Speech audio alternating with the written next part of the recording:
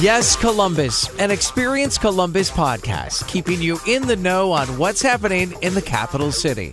Named a top 10 culinary destination in the world and a top 10 best big city in the U.S. by Condé Nast, we invite you to uncover what's new and what's next for our city. Join iHeartMedia's Boxer and Sarah Towns, Experience Columbus's Chief Marketing and Innovation Officer, as they connect with in-the-know guests, providing you with endless ideas for exploring Columbus. By the end of each episode, you'll be asking yourself, can all of this really exist in one city?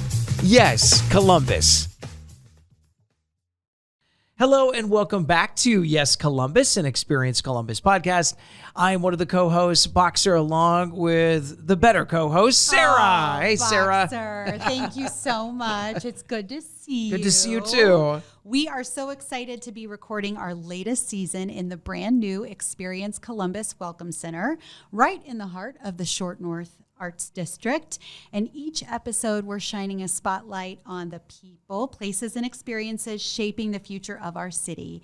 And today's episode continues with our Celebration of Us series, highlighting some of the incredible milestone moments happening this year in Columbus. Yeah, so while you're listening to this podcast, this is going to be a special two-part episode featuring downtown Columbus. For part one, we're celebrating 15 years of Columbus Commons already?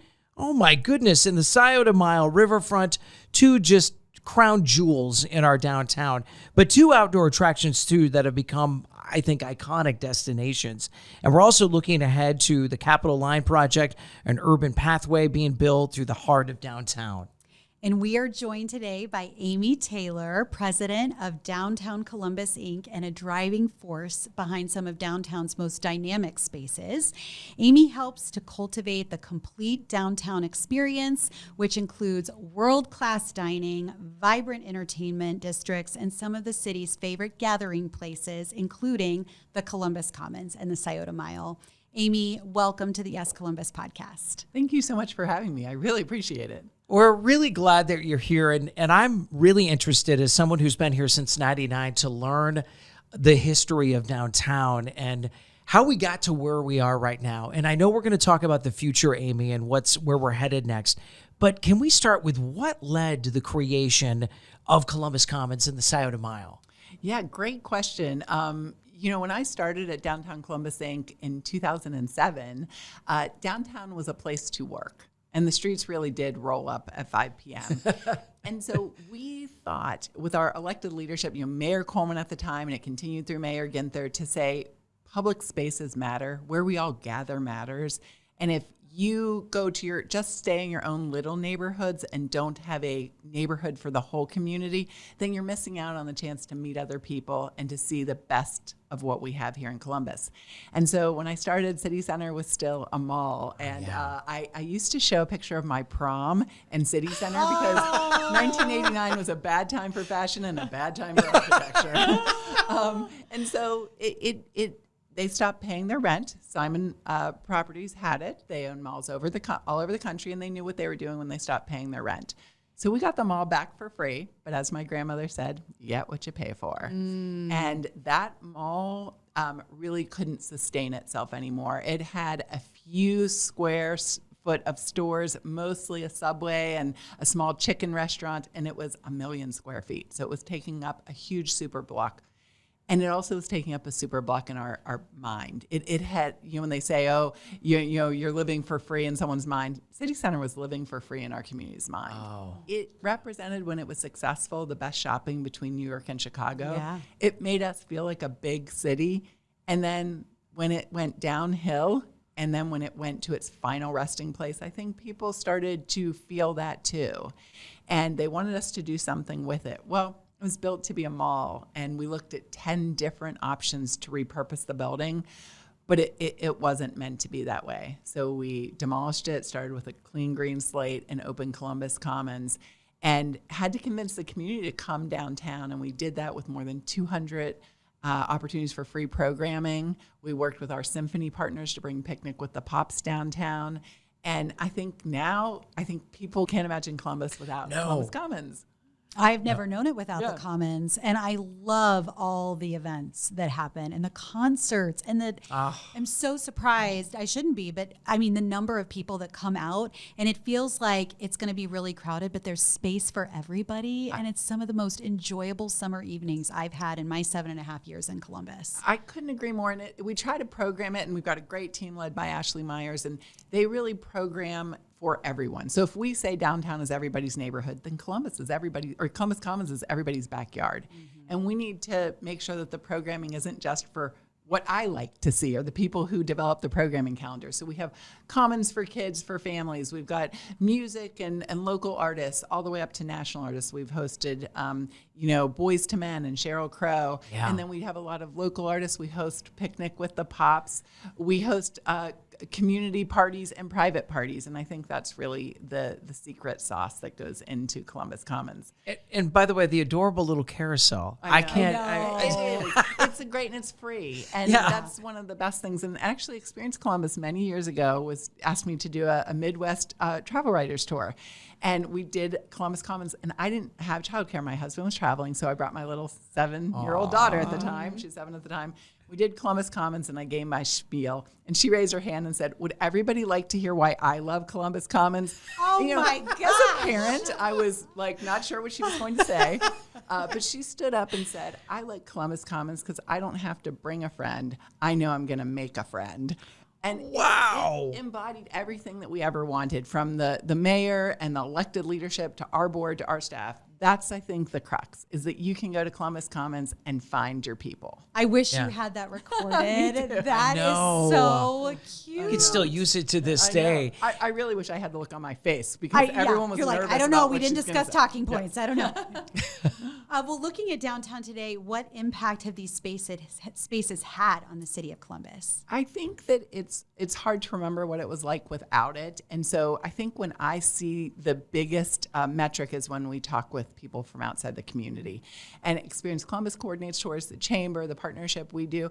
And we talk to people who are in their own communities figuring out malls. Our mall failed early. We got the opportunity to figure out what worked, and we got to do that in iterations. We opened the park, then we opened the apartments around it, then we opened the mixed-use development, then we opened the stage. So it got to do better as we knew more. And when we talk with other people, they are flabbergasted. They cannot believe that this used to be a mall, and they can't believe we had the community will to transform it and be so bold. And I've talked to people from San Francisco, from Dallas, from Charlotte, to Nottingham, England. I mean, people are trying to figure out how to deal with retail. And sometimes the biggest and boldest thing you can do is just start over and say, this is the new iteration. And we kept the C's, City Center, Columbus Commons. Yeah. We tried to reflect its history while celebrating its future. That is so cool. You were absolutely on the front end of retailtainment, and you are right. Having worked in the mall space, in my past life, people are really still trying to figure it out. So that is so cool. Amy, I want to get to the events both of those spaces, the Scioto Mile and Columbus Commons, are having. But real quick, for those that don't know, the Scioto Mile is just stunning. It's beautiful. But there was a time where there's no way you wanted to go down, walk by that river. Absolutely not. Not only the river, but the Civic Center Drive was 5 lanes, get you out of downtown. Bicentennial Park was used a few times a year for festivals. That's 5 acres in the heart of our downtown. That is a very expensive parcel to be so underutilized. Yeah. And so the city came to us and wanted us to do that. That was actually before City Center failed and turned back to us. So we started working on Scioto Mile to create this downtown park. And then in the middle of that, we had City Center fail. So we had to create complementary, not competitive spaces. And luckily we were able to do that. But what I love about Scioto Mile is you can participate by taking a stroll. What I love is that you can get in the fountain, kids of all ages. And then that Bicentennial Park, as I mentioned, it wasn't really utilized, and it was a truly underutilized asset. So we put a band shell in. And Reckham Parks does a great job of programming it. And we built a restaurant. And we've had a restaurant there. It was there for 14 years. Yeah. And when Milestone closed, I think we realized how important that space was to the community. And we had a wish list. And I have to tell you, Josh Dalton was the first, second, and third name on the wish list. And I love it when things come together. Columbus Commons, the wish list was Jenny's. It took a few years, but when Jenny's came in, I felt like that's when the Commons really had arrived. And I love that Josh Dalton is going to be part of this new renaissance of the Scioto Mile. We updated the fountain. We made it completely interactive. The lights, the music, everything. And that opened in 2024. And now I'm really excited in 2026 to add the new restaurant tomorrow. Oh. We are so excited too. And we're going to be hearing from Josh next. Yes. So teaser, that was a perfect segue for Josh's segment. So Amy, let's look ahead at a really exciting project that is underway. If the Columbus Commons help create a destination and the Scioto Mile reconnected downtown to the river, tell us about the origin of the Capitol Line project and what is it building towards? I think that you hit the nail on the head, Sarah. We are a community that invested in public spaces, that said we're going to invest in downtown where places where everybody can go. And we believe that places change your perspective. And so the Capitol Line is the natural heir apparent to a community who created Columbus Commons, green space where there was gray space, to created Riverfront, which created a 33 acres of new green space when we did the Greenways project. And now we're doing a connection of all of these points. So the Capitol Line will go from Gay Street, which is one of our coolest downtown streets. And the reason it's so important is that in the 70s and 80s, when we tore down all of our architectural stock and created skyscrapers and surface parking lots, we didn't do it on Gay Street. And when you walk down Gay Street, the reason it feels different than when you walk down Broad is because it's human scale. The architecture is still there. And so it's a place where retail has really thrived. It's a place where residential has been jump-started. And so we're starting on Gay Street with the Capitol Line. But we aren't just putting this 16-foot pathway for pedestrians and bikes. We are doing that, but we're taking it property line to property line. So the entire Gay Street, 82 feet, is getting completely renovated. It's going to feel different than any street in the whole community and maybe even in the whole country. And when people walk down it, bike down it, ride down it, they're going to feel like they have arrived somewhere important. Oh, I love it. Amy, I'm telling you, if you haven't been downtown in a while, you are missing out. And I was thinking you're probably the best person to ask.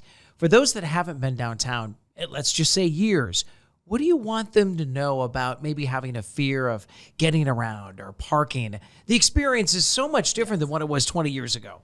I love that question. I think the best thing I can say is we've tried to cultivate downtown for everyone. Now, we have work to do. There are things that we are working on in the future, but today's downtown actually does it. And there is downtowncolumbus.com curates your date night. You've got your kids, maybe you even have your grandkids and you're not sure what to do with them. It gives you everything you need to know. And I think one of the best things is when you go down on a summer night to Gay and High, you've got the Janet Eckelman sculpture. It's current, it's world renowned. She is an amazing artist and it's lit up. You've got great restaurants. You can go to Veritas, you can go to Hank's, you can go to Chouette, you can go to Tiger and Lily, you can go a little bit down and go to Tip Top. You can find what you want and it's all right there. And I think the high-end extraordinary dining compared with a really walkable city, and that's what the Capitol Line is going to do. We heard from the community when we did the strategic plan in 2022 that they liked all that we have there, but they felt that it wasn't walkable, that we had 100,000 people downtown on one Saturday in December, and they were at 6 different events, and they didn't really go to the other one, even though we know it's really close. And so the Capitol Line is going to be like that yellow brick road. You get on the trail, you maybe go and have a drink at, Chouette or Hank's, and then you get on the Capitol Line, and it will take you over to the Junto where you can have a great view, and it will take you over to the Commons where you can hear some music. So we have the assets, and we needed to connect them. And I always say, if you listen to the community, you're never going to go wrong. And the community said, we like what you're doing. Now make it easier for us to get there. Oh, awesome. We can't wait to do some of those fun itineraries when everything is open.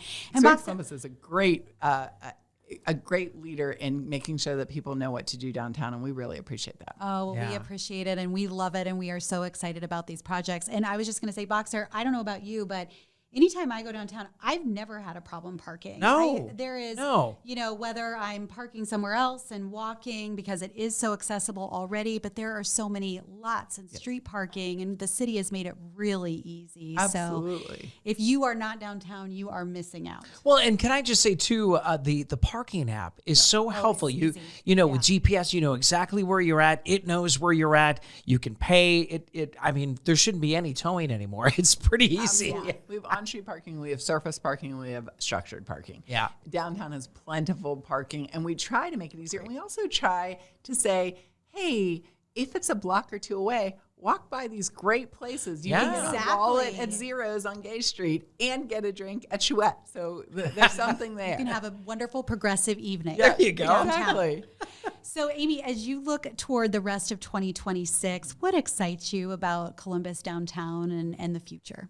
Well, one thing is I think we found out when the restaurant on the Scioto Mile closed how important that restaurant was to the near neighborhood around it and then the neighborhood of downtown.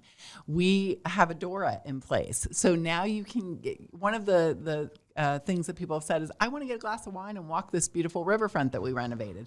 And that's hard to figure out where to do, but not anymore.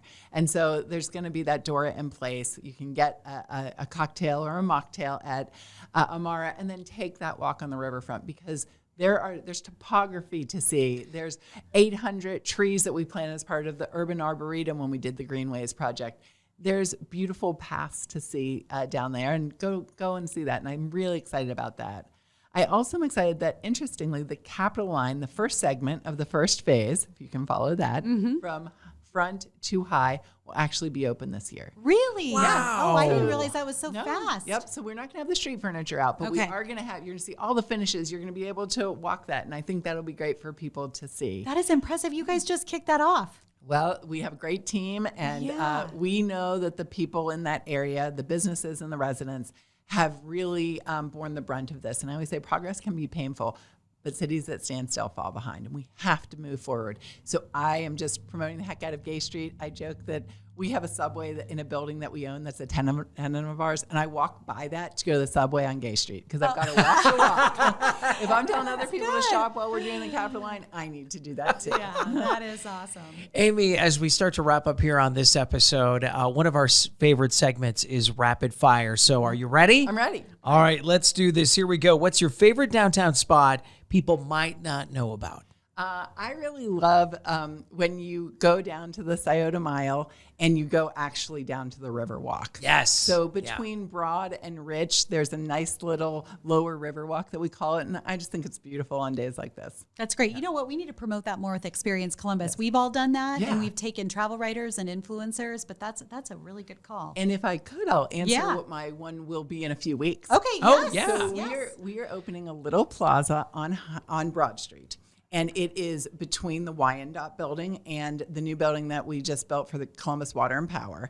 And we put in new London Plain Street trees. There's catenary lights. There's uplighting for the trees, new pavement, new furniture, right across from the Palace Theater. And we're going to be doing some acoustic musicians and going to have some food trucks out there. And it's just this nice little pocket experience. Just in Yeah. time for the Palace anniversary as well. Right, We had that exactly. one recently too. Yeah. So, Amy, what's a downtown experience or event you would recommend for any first-time visitor? I definitely think anything at the Commons. And so if you happen to be able to attend, we've got Bruce Hornsby coming on August 15th. And I think that what I love about those experiences is that it shows you that communities that can come together through things like music and food are communities that really are building bridges to stay together. Yeah, Amy, finish the sentence. Downtown Columbus is... On its way. I think that we've done a lot of great things. There's a lot of great things left to do, and it's when people come and engage with downtown. And I'm super excited. I love what I get to do, and I'm super excited to welcome everybody downtown for the events this summer. Love it.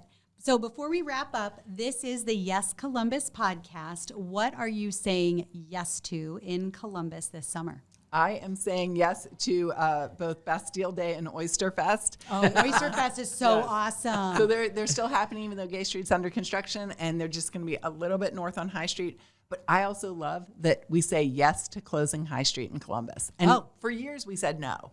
And I think that's the point of, we've got a lot of cool, hip people who are saying, we want to be on High Street without cars. And so the few times that we can offer it, we love to do it. Oh, that is so awesome. Yeah. Amy, we really appreciate you being here with us today. It is hard to believe that we're already celebrating 15 years of Columbus Commons and the Scioto Mile, both amazing destinations. And we can't wait to see the transformation of the Capitol Line and what that will bring to downtown really soon, this year. Thank you, Sarah Boxer. I appreciate it. Well, and Amy, I also want to just add, you are in the perfect role. I mean, I don't think I've ever met someone more positive, more optimistic. That's a driving force with downtown Columbus. So grateful that you're in that position. I get to work with great partners who prioritize it, including Experience Columbus. Oh, well, look, to learn more about Downtown Columbus, Inc. and the Capitol Line Project, just visit downtowncolumbus.com. And, of course, if you're looking for more ways to explore this season, simply go to experiencecolumbus.com/summer. Thank you so much for listening, and we'll see you next time. Thank you. Thank you. That's a wrap on this week's episode of Yes, Columbus, an Experience Columbus podcast. Tune in next week as we take you on a tour of what's new, what's hot, and what makes Columbus a city on the rise.